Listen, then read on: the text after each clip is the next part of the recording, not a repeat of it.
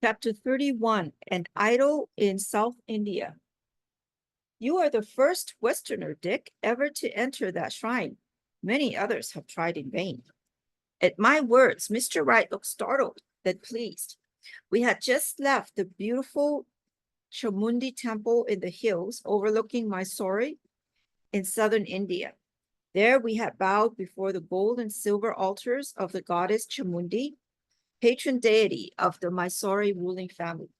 As a souvenir of the unique honor, Mr. Wright said, carefully unwrapping a few rose petals, I will always preserve these petals, blessed by the priests and rose water. My companion and I, which is footnote here, which is Miss Bletch, had remained behind with my relatives in Calcutta. So this is Mr. Wright and Yogananda. My companion and I were spending the month of November in 1935 as guests of the state of Mysore. The Maharaja's heir, the Yuvaraja, Sri Kathirava Narasimharaja Wadiwar, had invited my secretary and me to visit his enlightened and progressive realm. Here's a footnote about that. Maharaja Sri Krishna Rajendra Wadiyar IV. I guess that's his full name, eh?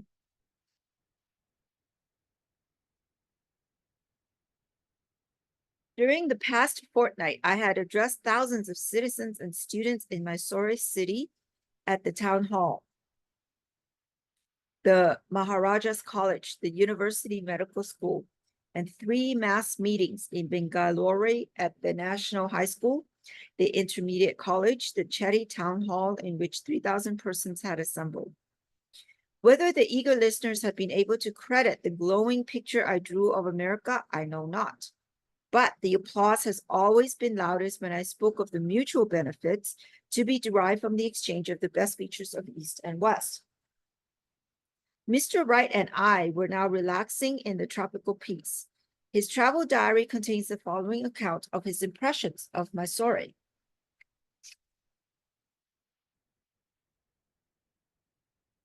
Many rapturous moments have been spent in gazing, almost absent-mindedly, at the ever-changing canvas of God stretched across the firmament, for his touch alone is able to produce colors that vibrate with the freshness of life. That youth of colors is lost when man tries to imitate with more pigments, for the Lord resorts to a more simple and effective medium, neither oils nor pigments, but mere rays of light. He tosses a splash of light here and it reflects red. He waves the brush again and the color blends gradually into orange and gold. Then with a piercing thrust, he stabs the clouds with a streak of purple that leaves a ringlet or fringe of red oozing out of the wound. And so on and on he plays, night and morning alike, ever changing, ever new, ever fresh. No duplicates, no patterns or colors, just the same. The beauty of the change in India from day to night and from night to day is beyond compare elsewhere. Often the sky looks as if God had taken all the colors in his kit and had given them one mighty kaleidoscope tossed into the heavens. I must relate the splendor of a twilight visit to a huge Krishnaraja Sagar Dam, 12 miles outside Mysore city. Here's a footnote about that. An irrigation dam built in 1930 to serve the area near Mysore city, which is renowned for its silks, soaps, and sandalwood oil. Yoganandaji and I boarded a small bus, and with a small boy as official cranker or battery substitute, started off over a smooth dirt road just as the sun was setting, squashing on the horizon like an overripe potato. Our journey led past the ever-present square rice fields, through a grove of comforting banyan trees, in between towering coconut palms. Nearly everywhere, vegetation was as thick as in a jungle. Approaching the crest of a hill, we beheld an immense artificial lake, reflecting the stars and a fringe of palms and other trees, and surrounded by lovely terrace gardens and rows of electric lights. Below the brink of the dam, we saw a dazzling spectacle, colored beams playing and geyser-like fountains that resemble outpourings of brilliant inks, gorgeous blue, red, green, and yellow waterfalls, and majestic stone elephants spouting water. The dam, whose lighted fountains reminded me of those in the 1933 World's Fair in Chicago, is modernly outstanding in this ancient land of paddy fields and simple people. The Indians have given us such a loving welcome that I fear it will take more than my strength to bring Yogananda back to America. Another rare privilege, my first elephant ride. Yesterday, the Yuva Raja invited us to his summer palace to enjoy a ride on one of his elephants, an enormous beast. I mounted a ladder provided to climb aloft to the howdah, or saddle, which is silk cushioned and box-like. And then for a rolling, tossing, heaving, and swaying down into a gully, too much thrill to worry or exclaim, but hanging on for dear life. Southern India, rich with historical and archaeological remains, is a land of definite and yet indefinable charm. To the north of Mussoorie is Hyderabad, a picturesque plateau cut by the mighty Godavari River. Broad, fertile plains, the lovely Nilgiris or Blue Mountains, other areas with barren hills of limestone or granite. Hyderabad's history is a long, colorful story, starting 3,000 years ago under the Anra kings and continuing under Hindu dynasties until AD 1294, when the region passed to a line of Muslim rulers. The most breathtaking display of architecture, sculpture, and painting in all India is found at Hyderabad in the ancient rock sculpture caves of Ellora and Ajanta. The Kailasa at Ellora, a huge monolithic temple, possesses carved figures of gods, men, and beasts in the stupendous proportions of a Michelangelo. Ajanta is the site of 25 monasteries and 5 cathedrals, all rock excavations supported by tremendous fresco pillars on which artists and sculptors have immortalized their genius. Hyderabad city is graced by Osmania University and by the imposing Mecca Masjid Mosque, in which 10,000 Muslims assemble for prayer. Mussoorie State, 3,000 feet above sea levels, abounds in dense tropical forest, a home of wild elephants, bison, bears, panthers, and tigers. The 2 chief cities, Bangalore and Mysore, are clean and attractive, with many beautiful parks and public gardens. Hindu architecture and sculpture achieved their highest perfection in Mysore under the patronage of Hindu kings from the 11th century to the 15th century.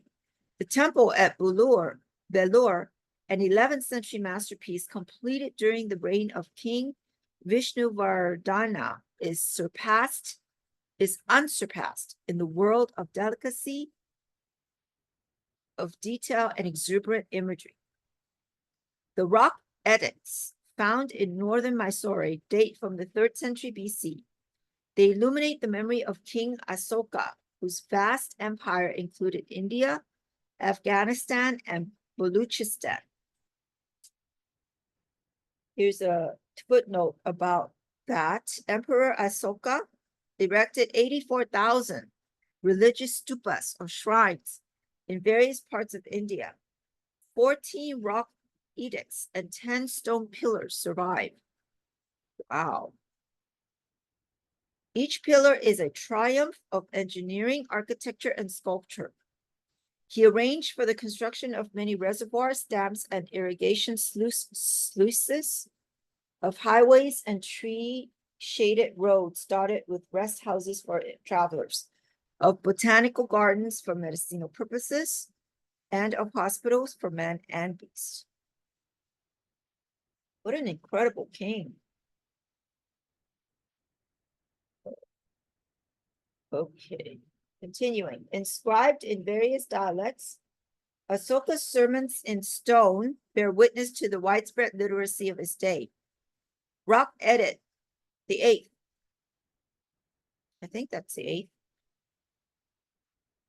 Or maybe 13th. Jeez. I gotta brush up on my Roman numerals here. Denounces wars. Consider it nothing as true conquest, save that of religion. Rock Edit, the 10th. Ah, that's the 10th. So this is the 13th. So Rock Edit, the 10th, declares that a king's true glory depends on the moral progress he aids his people in attaining.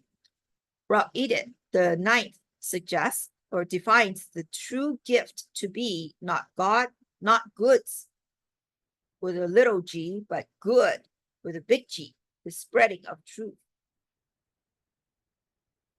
Rock Edit, the 6th, the beloved emperor invites his subject to confer with him on public business at any hour of the day or night, adding that by faithful discharge of his kingly duties, he was thus obtaining his own release from the debt he owed his fellow men.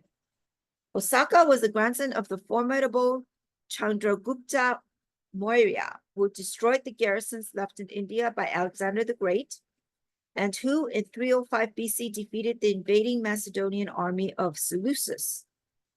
Chandragupta then received at his court in Pataliputra the Greek ambassador Megasthenes, who has left us descriptions of the happy and enterprising India of his day. Here's a footnote about that. The city of Pataliputra, modern Patna, has a fascinating history. Lord Buddha visited the site in the 6th century BC when it was only an unimportant fort. He made this prophecy: as far as Aryan people resort, as far as merchants travel, Pataliputra will become for them the chief city, a center for the interchange of all kinds of wares. Mahaparinirvana Sutra.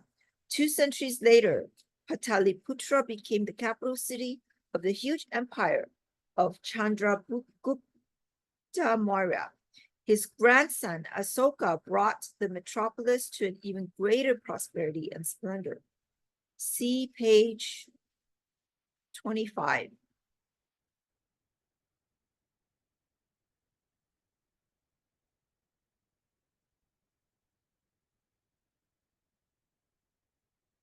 In 298 BC, the victorious Chandragupta handed over the reins of India's government to his son. Traveling to South India, Chandragupta spent the last 12 years of his life as a penniless ascetic, seeking self-realization in a rocky cave in Shravanabelagola, a new, now as Mysore shrine. The same region boasts the world's largest monolithic statue, carved out of an immense border by the Jains in AD 983 to honor the sage, Gomataswara. Interesting stories have been minutely recorded by Greek historians and others who accompanied or followed after Alexander in his expedition to India. The narratives of Arrian, Diodorus, Plutarch, and Strabo, the geographer, have been translated by Dr. J.W. McCrindle to throw a shaft of light on ancient India. Here's a footnote on that. 6 volumes on ancient India, Calcutta, Chakravarti, Chatterjee and Company, 15 College Square, 1879, reissued 1927.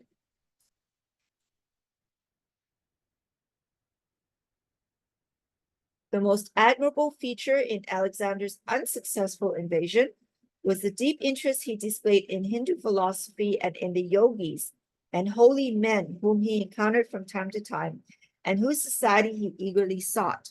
Shortly after the Western warrior arrived in Taxila in northern India, he sent Onesicritus, a disciple of the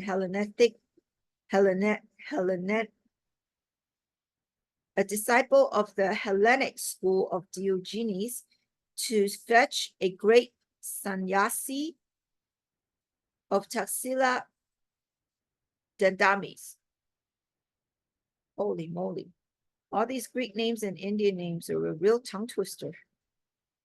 Hail to thee, O teacher of Brahmins, Onesicritus said, after seeking out Dandamis in his forest retreat. The son of the mighty god Zeus, being Alexander, who is the sovereign lord of all men, asks you to go to him. If you comply, he will reward you with great gifts. If you refuse, he will cut off your head.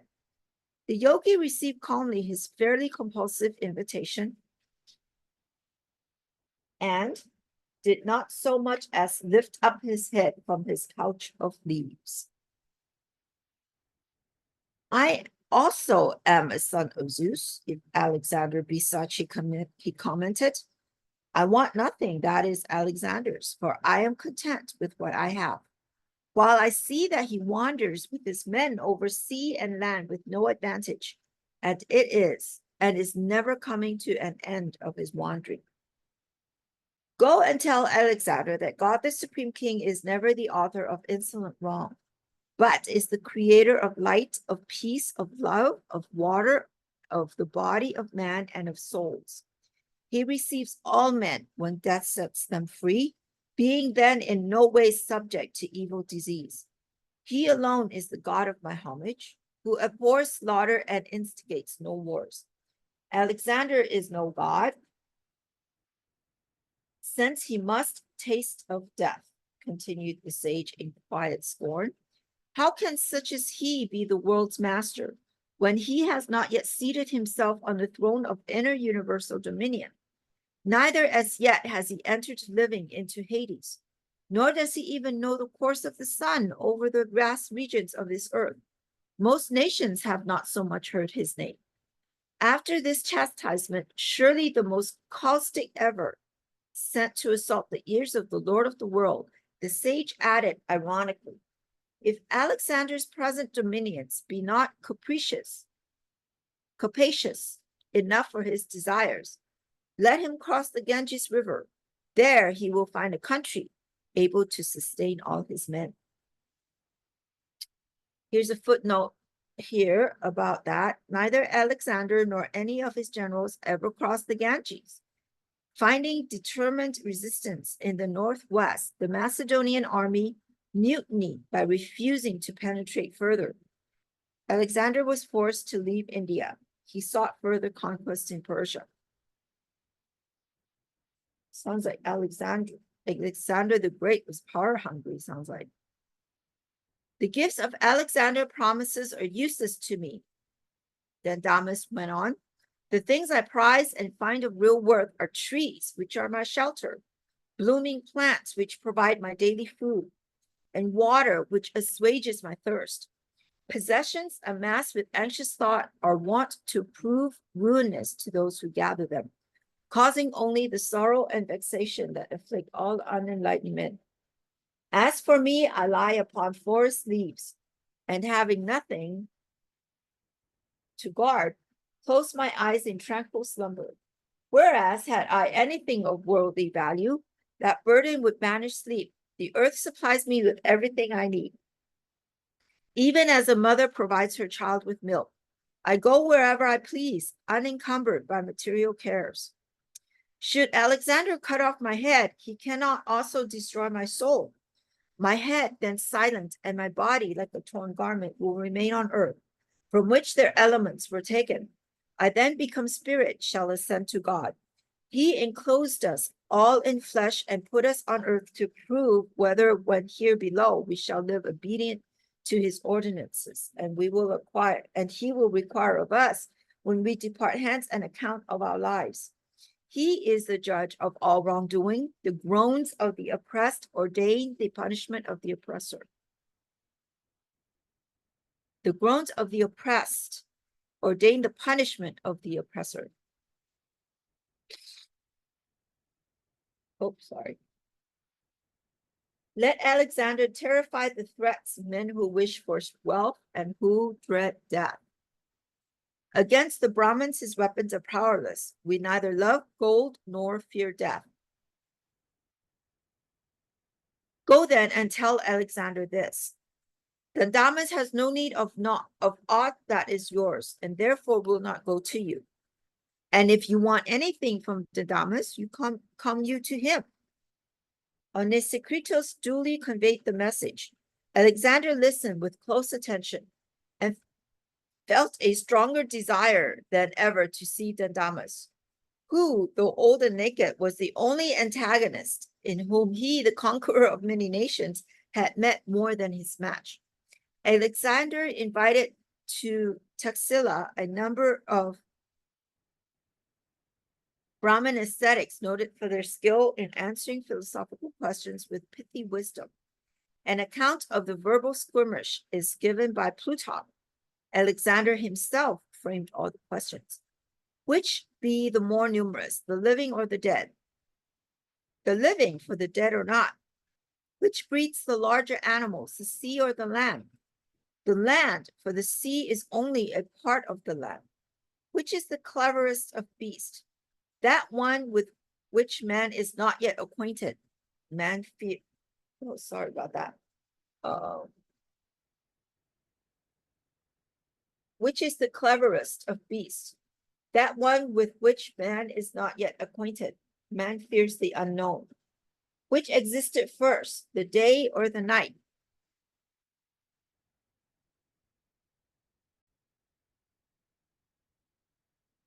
The day was first by day one. The day was first by one day. This reply caused Alexander to betray surprise. The Brahmin added, impossible questions require impossible answers. How best may a man make himself beloved? A man will be beloved if, possessed with great power, he does not make himself feared. How may a man become God? Become a god? Here's a footnote about that question. From this question, we may surmise that the son of Zeus had an occasional doubt that he had already attained perfection.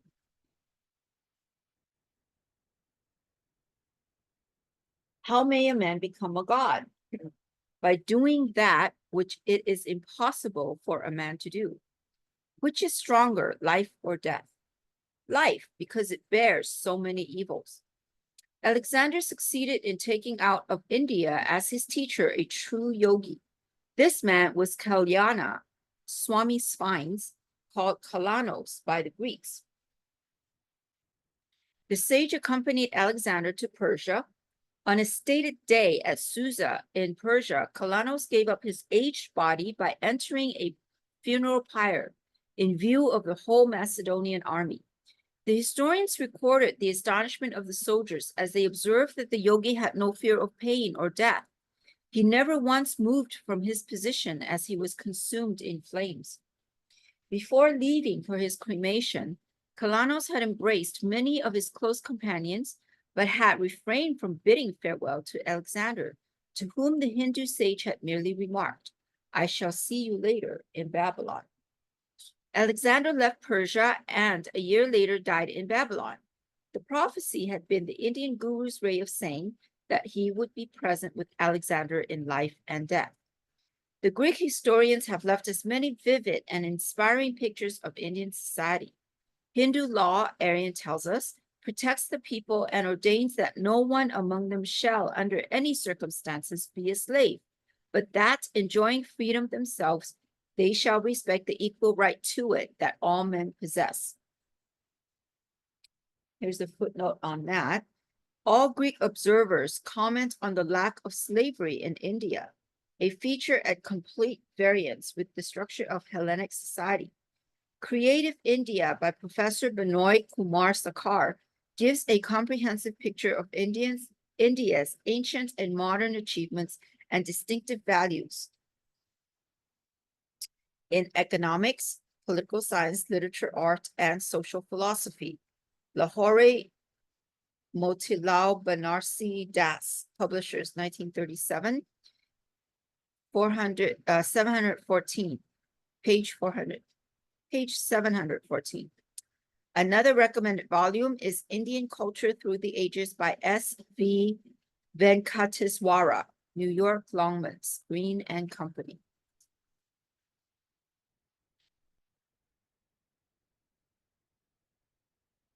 The Indians, states another text, neither put out money at usury nor know how to borrow. It is contrary to established practice for the Indians to do or to suffer a wrong. Therefore, they neither make contracts nor require securities. Healing, we are told, was by simple and natural means. Cures are effected rather by regulating diet than by the use of medicines. The remedies most esteemed are ointments and plasters. All others are considered to be in great measure pernicious. Engagement in war was restricted to the Kshatriyas or warrior caste. Nor would an enemy coming upon a husbandman at work on his land do him any harm, for men of this class are regarded as public benefactors and are protected from all injury. The land thus remaining unravaged and producing heavy crops supplies the inhabitants with the requisites to make life enjoyable. Oh, I like that. Farmers as a protected class, huh? That would be nice. The ubiquitous religious shrines of Mysore are a constant reminder of the many great saints of South India. One of these masters, Theyumainavar, has left us the following challenging poem. You may control a mad elephant. You may shut the mouth of the bear and the tiger, ride the lion and play with the cobra. By alchemy, you may earn your livelihood. You may wander through the universe incognito, make vassals of the gods, be ever youthful. You may walk on water and live in fire, but control of the mind is better and more difficult. That is so true. In the beautiful and fertile state of Travancore in the extreme south of India, where traffic is conveyed over rivers and canals, the Maharaja assumes every year a hereditary obligation to expiate the sin incurred by wars and the annexation in the distant past of several petty states in Travancore. For 56 days annually.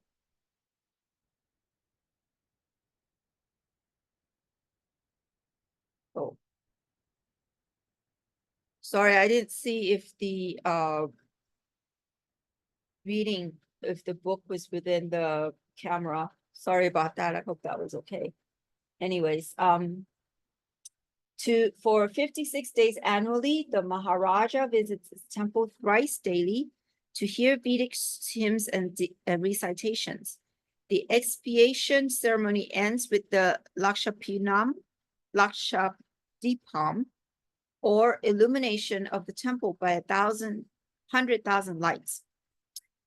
Madras presidency on the southeast coast of India contains the flat, spacious, sea-girt city of Madras. The Kanjivaram, the Golden City, capital state of the Pallava dynasty, whose kings ruled during the early centuries of the Christian era. In modern Madras presidency, the nonviolent ideas of Mahatma Gandhi have made great headway. The white distinguishing Gandhi caps are seen everywhere. In the South, generally, the Mahatma has effected many important temple reforms for untouchables, as well as caste system reforms. The origin of the caste system formulated by the great legislator Manu was admirable. He saw clearly that men are distinguished by natural evolution into 4 great classes. Those capable of offering service to society through their bodily labor, Sudras. Those who serve through mentality, skill, agriculture, trade, commerce, business life in general. Vaisas. Those whose talents are administrative, executive, and protective, rulers and warriors. Kshatriyas. Those of contemplative nature, spiritually inspired and inspiring, Brahmins. Neither birth nor sacraments, nor study nor ancestry can decide whether a person is twice born, i.e. a Brahmin. The Mahabharata declares, character and conduct can only decide. And here's a long footnote about that. Inclusion in one of these four castes originally depended not on man's birth, but on his natural abilities, as demonstrated by the goal in life he elected to achieve, writes Taramata in East West for January 1935. This goal could be one, karma, desire activity of the life of the senses, Sudra stage. Two, artha, gain, fulfilling but controlling the desires, Vaisya stage. Three, dharma, self-discipline, the life of responsibility and right action, Kshatriya stage. Four, moksha, liberation, the life of spirituality and religious teaching, Brahman stage. These four castes render service to humanity by one, body, two, mind, three, willpower, four, spirit. These four stages have their correspondence in the eternal gunas, or qualities of nature, tamas, rajas, and sattva, obstruction, activity, and expansion, or mass energy and intelligence. The four natural castes are marked by the gunas as one, tamas, ignorance, two, tamas, rajas, mixture of ignorance and activity, three, raja, sattva, mixture of right activity and enlightenment, four, sattva, enlightenment. Thus has nature marked every man with his caste by the predominance in himself of one or the mixture of two of the gunas. Of course, every human being has all three gunas in varying proportions. The guru will be able rightly to determine a man's caste or evolutionary status. To a certain extent, all races and nations observe in practice, if not in theory, the features of caste. Where there is great license or so-called liberty, particularly in intermarriage between extremes in the natural castes, the race dwindles away and becomes extinct. The Purana Samhita compares the offspring of such unions to barren hybrids like the mule, which is incapable of propagation of its own species. Artificial species are eventually exterminated. History offers abundant proof of numerous great races which no longer have any living representatives. The caste system of India is credited by her most profound thinkers with being the check or preventive against license that has preserved the purity of the race and brought it safely through millenniums of vicissitudes, though many other ancient races have completely vanished. Manu instructed society to show respect to its members insofar as they possess wisdom, virtue, age, kinship, or lastly, wealth. Riches in India were always despised if they were hoarded or unavailable for charitable purposes. And ungenerous men of great wealth were assigned a low rank in society. Serious evils arose when the caste system became hardened through the centuries into a hereditary halter. India, self-governing since 1947, is making slow but sure progress in restoring the ancient values of caste, based solely on natural qualification and not on birth.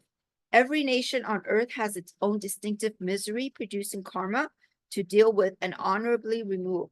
India, with her versatile and invulnerable spirit, is proving herself equal to the task of caste reformation. So entrancing is southern India that Mr. Wright and I yearn to prolong our idle our idol. But time, in its immemorial rudeness, dealt us no courteous extensions. I was scheduled soon to address the concluding session of the Indian Philosophical Congress at Calcutta University.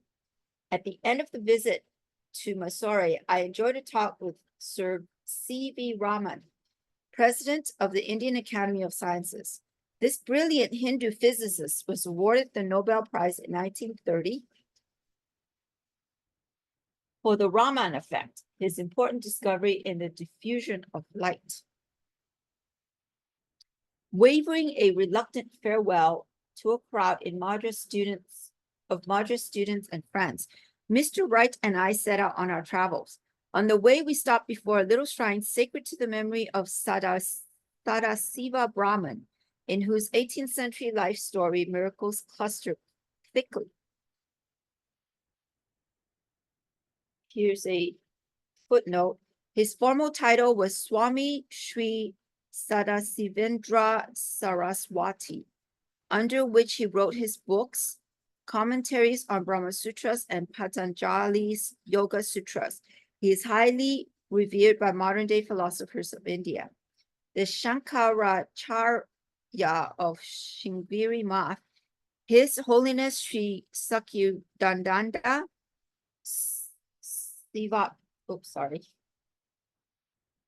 Siva Hinava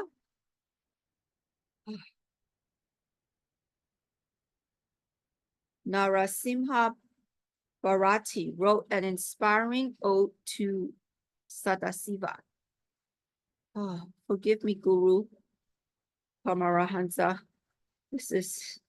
Indian words are very long and hard to read. Okay, let's see here. But I think I'm doing a little better. Where are we here? Okay, a larger Sadasiva shrine at Uror, Nerur, erected by the Raja of Pudukkottai, is a pilgrimage spot that has witnessed many divine healings. The successive rulers of Pudukkottai have treasured as sacred the religious instructions that Sadasiva wrote in 1750 for the guidance of the reigning prince. Many quaint stories of Sadasiva, a lovable and fully illumined master, was still current among South Indian villagers. Immersed one day in the Samahi on the bank of the Kavari River, Sadasiva was seen to be carried away by a sudden flood. Weeks later, he was found buried deep beneath a mound of earth near Kodumundi in Coimbatore district. As the villagers' shovels struck his body, the saint rose and walked briskly away. Sadasiva became a Muni, non-speaking saint, after his guru had rebuked him for worsting in dialectical argument an elderly Vedanta scholar. When will you, a youth, learn to hold your tongue? The guru had remarked. With your blessings, even from this moment.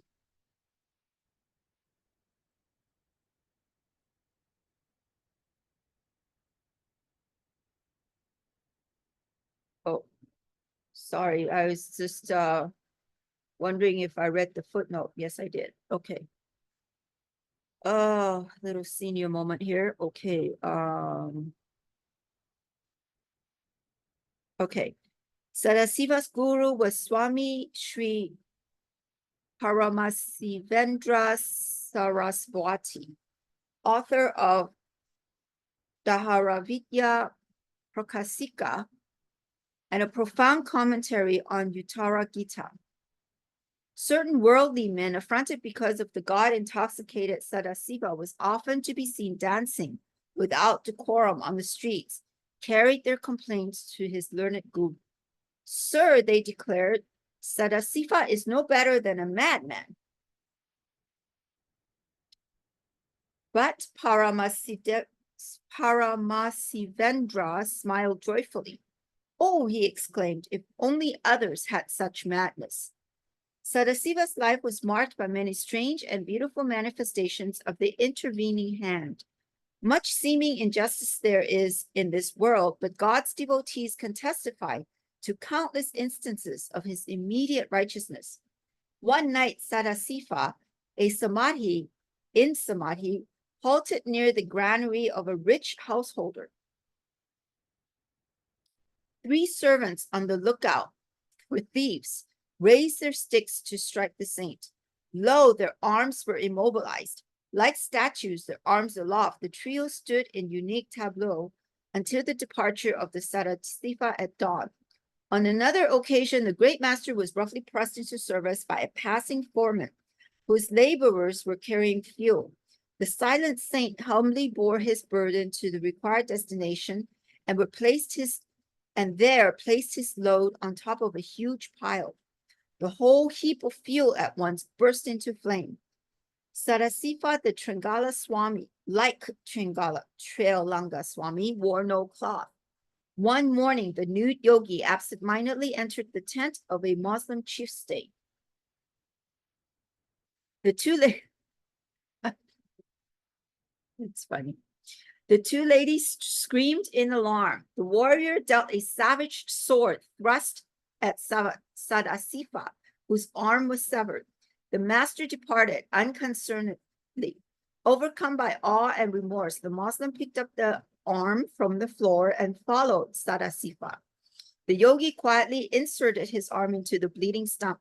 When the chieftain humbly asked for some spiritual direction, Sadasiva wrote with his finger in the sand, "Do not do what you want, and then you may do what you like." The Muslim was uplifted to a purified state of mind and understood the paradoxical advice to be a guide to soul freedom through mastery of the ego. So great was the spiritual impact of those few words that the warrior became a worthy disciple. His former haunts knew him no more. The village children once expressed a desire in Sadasiva's presence to see the Madura religious festival 150 miles away. The yogi indicated to the little ones that they should touch his body. Lo, instantly the whole group was transported to Madura.